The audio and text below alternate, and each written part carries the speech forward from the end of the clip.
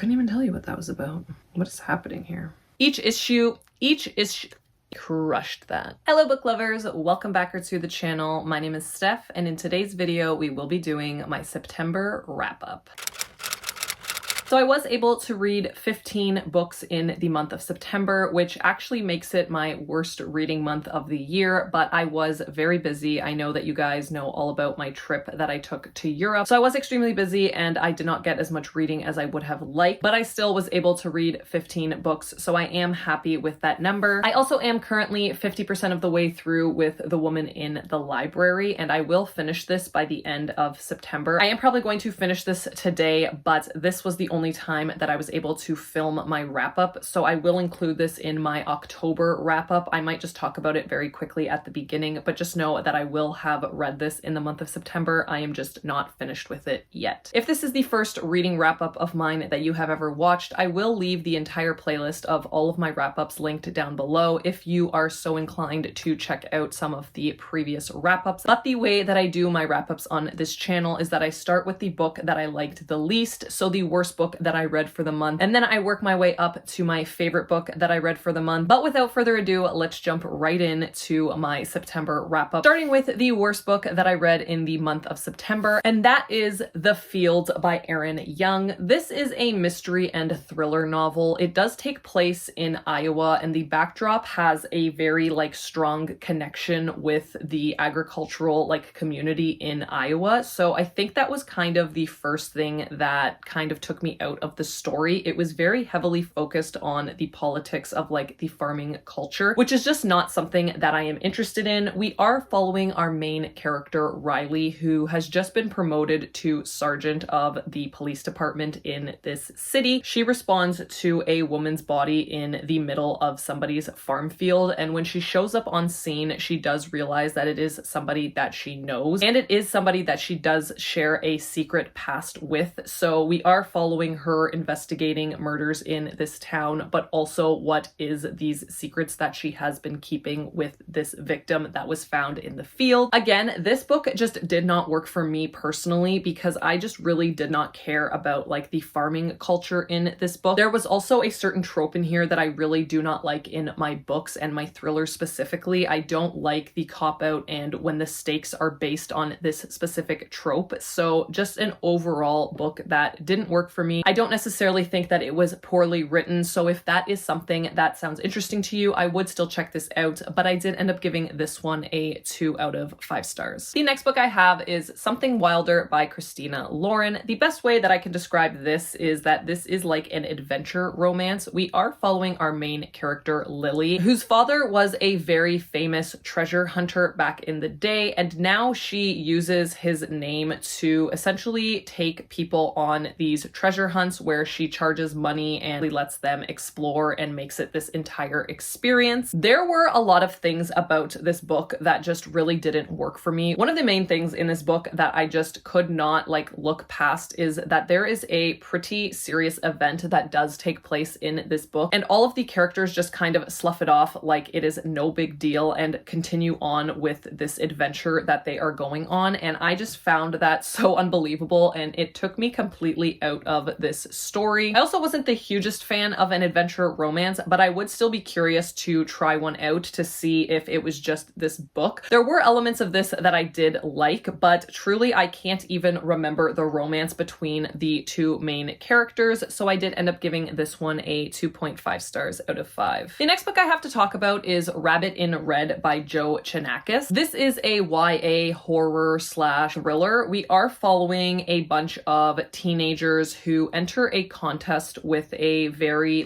famous director, and I believe he owns a production studio, and he basically sets out a contest where they can enter in order to come to his studio and create a horror film. This book was just very average for me. I didn't love it, I didn't hate it. There were a lot of really cool elements that I did like in this book. If you are someone who likes a lot of nostalgia in your books, I would highly recommend this. It does take you on this adventure of all of these horror movies. I just found that the thrilling elements of this book were not very thrilling because the stakes just seemed so low as they were at this production studio doing everything. So in the back of my mind, I was thinking, is anything really bad going to happen to these teenagers? So the stakes really didn't feel too high, but I did love all of the references to old horror movies, and it really just gave me all of the nostalgic vibes, and I did end up giving this one a 3 out of 5 stars. Then I read The Last Murder at the End of the World by Stuart Turton. This is a mystery and thriller, and it also has a lot of sci-fi elements mixed in. So in this, we are basically following a little section of the world that has been deemed like the last place on Earth, and on this little section there are about 100 people that live there, and amongst them are 3 scientists. There was a fog that basically took over the entire world, and the only remaining survivors are on this like little section of the world. So it is basically controlled by these 3 scientists, and then one day one of the scientists is found murdered. So then there is the entire mystery of what happened and what is going to happen to all of the world's residents. It does sound a little bit confusing, but once you are reading this book, it does make sense. I just didn't do a very good job at describing what this is about. So I actually really enjoyed the idea and concept behind this book. I thought that it was such a cool concept, and I actually really did enjoy reading about it. I just found that some of the execution of this author's ideas didn't really translate very well onto the page. I didn't find that the conclusion of this book was as satisfying as I was hoping, but I do still think that it was an enjoyable ride, and I did have a good time reading it, and I ended up giving this one a 3.25 stars out of 5. Then I read Anna K by Jenny Lee. This is a contemporary romance novel. It is a retelling of Anna Karenina, which I have never read, so I really do not know if it is a good retelling or not. I don't even know that entire backstory, so I cannot speak to that. But essentially in this book, we are following our main character, Anna, who is pretty much loved by everybody that she meets. She is in a relationship, but then another man named Vronsky comes into her life, and she is very intrigued by him and really wants to gravitate towards him. This book started off very, I wouldn't say slow because there is always something happening in this book, but this book just really didn't capture my attention from the beginning. It took me about 50%, maybe 60% of the way through this book to actually be really invested in it. At the beginning, it was reading just like very rich people drama, which sometimes works for me, sometimes doesn't. I just really wasn't interested. But then there is a turning point in the story, and this story gets very dark, and there is a lot that happens, a lot of trigger warnings in this book. So if that is something that bothers you, I would definitely look at the trigger warnings for this book. So I did really enjoy the second half of this book a lot more than the first, and I ended up giving this one a 3.5 stars out of 5. The next book I read was Jawbone by Monica Ojeda. This is a horror novel, and it is very confusing and hard to explain what this book is about. I truly don't even really know what my feelings and thoughts on this book are. I feel like I need to do like a deep dive into the like deeper meaning of this book because I think that it just went right over my head. So in this, we are following a group of friends, and these friends attend a Delta bilingual academy, and they meet up and perform these rituals to this god that they have created. And 2 of the friends, Annalise and Fernanda, share a very dark secret that you do not know what it is going into the beginning, and we are slowly trying to figure it out as the novel continues. Then there is another storyline that connects with the main storyline, and it is following their teacher, Miss Clara. Miss Clara has this obsession with imitating her dead mother, and right from the beginning of the book, you do find out that she has kidnapped one of these girls. So yeah, I did not know what this book was about going into it. I don't know if it would have helped me understand it more had I read the synopsis at first. There were a lot of really cool scenes in this book, and there was a lot of things happening in this book, and a lot of it did work for me, so I did end up giving this one a 3.5 stars. I just don't think that for me personally, I understood exactly what this book was trying to do. So again, that is why I did give it a lower rating, but it is definitely a me thing and not the book's fault. Again, I think I'm just not smart enough for this book, and I did end up giving this one a 3.5 stars out of 5. Then I read Hereafter by Amy Lynn. This is a memoir about the author and how her husband goes out for a run one day, and then he ends up dying on this run, and it is about her her and grief and dealing with life after her husband's death. This book is so heartbreaking. It is definitely going to pull at your heartstrings. It was very interesting to read about how she was dealing with grief and how life looked like after the passing of her husband. The thing that did not work for me in this book specifically was the writing style and the way that there were very abrupt time jumps in this book. We would be reading from the past and then it would immediately jump to the present and then it would go back, and it was just very confusing, and the writing just really didn't work for me as much as I would have liked, but I did end up giving this one a 3.5 stars out of 5. Then I read Horror Movie by Paul Tremblay. This is a horror novel where we are following our main character, who is the remaining survivor of this cast of characters that was used to create a movie back in the day. I know that that sounded really confusing, but essentially there was a movie that was released in the past and it became like a cult classic essentially, and the only remaining cast member now in the present is the perspective that we are following in this book. And during this time, Hollywood does want to reboot the movie from the past, so they do reach out to the last remaining survivor of the cast and are in the works of attempting to recreate this movie. This book was really fun. I had a really good time with it. I thought that the structure of this book was absolutely perfect. You do get chapters, and it also does tell you on each of the chapters, it tells you if it's from the past or the present, and then there is also transcripts from the original movie. So I thought the structuring of this book was absolutely perfect. It was very easy to follow. I absolutely loved reading the transcripts, and the ending of this book was incredible. It absolutely blew my mind. I was terrified for my life. I was terrified for the characters in this book, and I did end up giving this one a 3.75 stars out of 5. Then I read Ready or Not by Cara Bastone. This is a romance book. It does have the surprise pregnancy trope. We are following our main character, Eve, who is just very content with just being very average in life. And then we find out that Eve does become pregnant after a one-night stand. There is a very messy situation that happens with this one-night stand, and she does seek out support from her best friend Willa, and she also gets support from Willa's brother Shep. So the romance in this book is between Eve and Shep. This was a buddy read that I did with my bestie Bailey, and Bailey absolutely loved this book. I believe Bailey gave this 5 stars. She was obsessed with this book. Me, on the other hand, I really enjoyed it. I did end up giving it a 3.75 stars, which is a great rating. There were just certain elements of this book that did not work for me. Very quickly, some of the things that I did really like in this book, I thought our main character was so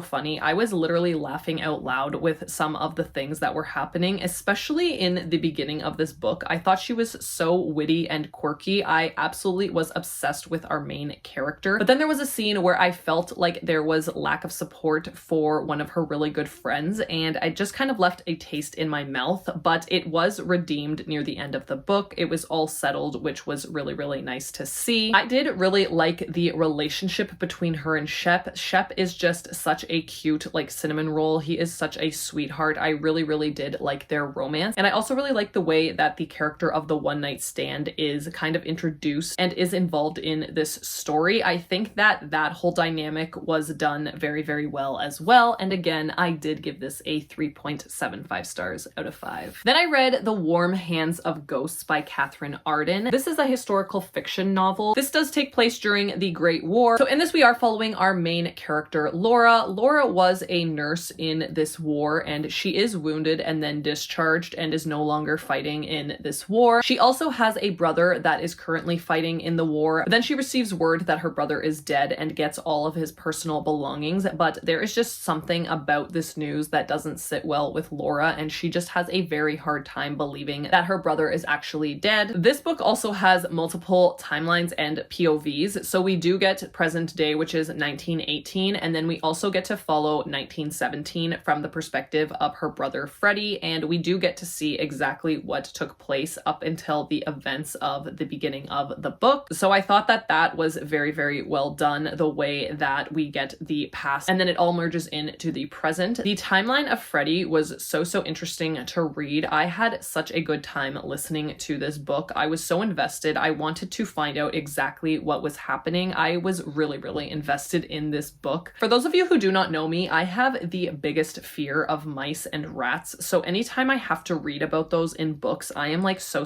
uncomfortable. And there was a rat scene in this book. Like, let me tell you, I was terrified. I really just was so unsettled while reading this. There was a paranormal aspect to this book, and that character was so haunting. I am like obsessed with the way that Catherine Arden wrote that character. It literally gave me chills just thinking about this character. The writing in this was absolutely stunning, but if you are not somebody who really likes to read about war, I would kind of steer clear from this one. There were a lot of heavy war themes throughout this book, but I truly had such a good time with it, and I did end up giving this a 4 out of 5 stars. Then I read Love on the Brain by Ali Hazelwood. This is an enemies to lovers. We are following our main character, B. She is tasked with co-leading a project with a guy named Levi, and there is a lot that starts happening with B. Her equipment starts going missing, there are people that are ignoring her, and then she realizes that Levi seems to be actually helping her instead of this bad person, which she originally thought. I did like the plot of this book. I thought that the conflict could have been handled a little bit better in my opinion, but I did still like the story. This was a very enjoyable read for me, and let me tell you, Miss Ali Hazelwood knows how to write a sex scene. The smut in this book was like top tier for me. I really did enjoy this, and I ended up giving this a 4 out of 5 stars. Then very quickly, I'm going to talk about The Devil's Thief by Lisa Maxwell. This is book 2 in the Last Magician series, so I can't really tell you what this book is specifically about, but I have talked about the first book in this series a lot on my channel. It is a fantasy series where we are following a backdrop of New York City where magic no longer exists, and there are still certain people who have an affinity to magic, and if they do use that magic, they basically get sucked into this place called the Brink, and the Brink is run by these people that deem themselves the Order. There is a lot that takes place. It is a little bit confusing, but book 1 is 100% worth the read if that does sound interesting to you. This is book 2. I did end up giving this a 4 out of 5 stars.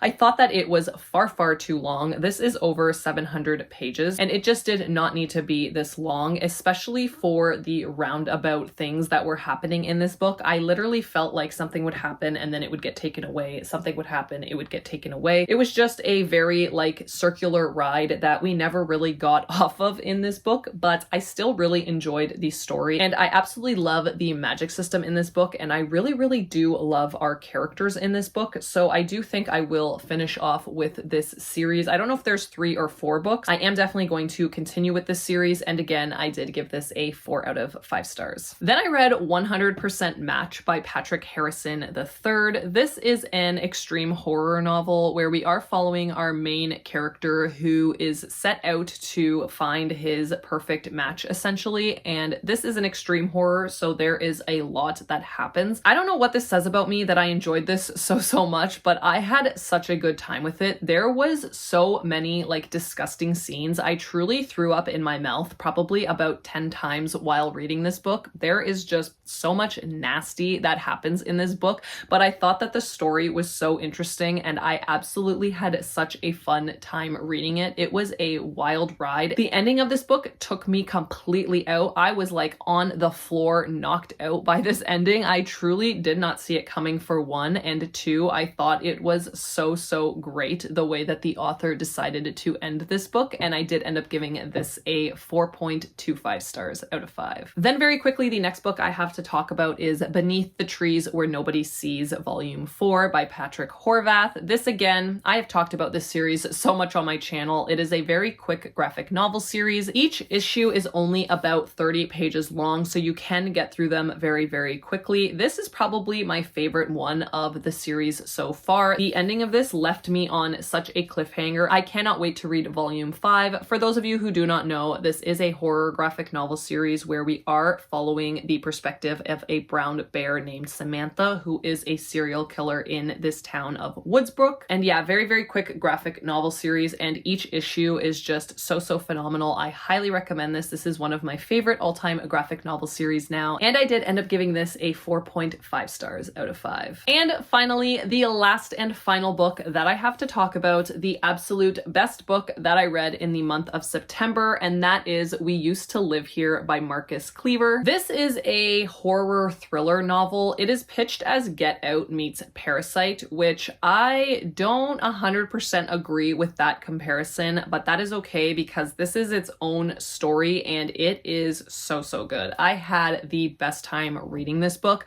I truly cannot wait to get myself a physical copy of this book because I just need to reread it immediately. This book was so scary. I was genuinely like peeing my pants because I was so scared while listening to this book. I truly, truly cannot say enough good things about this book. I don't want to give you too much of the plot of this book because I feel like if you go into it blind, it is kind of the best way to go into it. The only thing I will say about this book is that two residents that own this house are unexpectedly met by the previous owners of the house, and that is all I will tell you about the plot of this book. The Goodreads synopsis also says that this is going to be a Netflix movie, which if that is true, I am like 100% in. I am signed up. I am ready on the premiere date because this book was so, so good. I don't know if I've said that enough, but you need to read this book if you are looking for spooky, creepy, and just absolutely incredible. The only thing I will say about this book, and it is why I did not give it the full 5 stars, I did end up rating this a 4.75 stars, and the only reason for that is I feel like there were just way too many unanswered questions that I had by the end of this book. I truly went on Reddit to try and figure it out, and I had to read all of these theories, but I do not know the actual answer to exactly what the conclusion for this book is. So due to the fact that there was just so many unanswered questions, I couldn't give it the like full 5 stars, but I still had the best time. I really want to get a physical copy so that I can annotate it and reread it because the moment I finished reading this book, I immediately wanted to reread it. And again, I did give this a 4.75 stars out of 5. That is it for today's video. Thank you all so, so much for watching. Let me know down below in the comments what your best book of September was, and also let me know how many books you guys were able to read in the month of September. If you did make it to the end of this video, leave me the house emoji to represent we used to live here, as there is a house on the cover. If you did like today's video, I would love it if you would let me know by hitting the thumbs up like button. And as always, if you are new here, I would love to have you stick around. So please hit that subscribe button and I will see you guys all in my next one. Bye.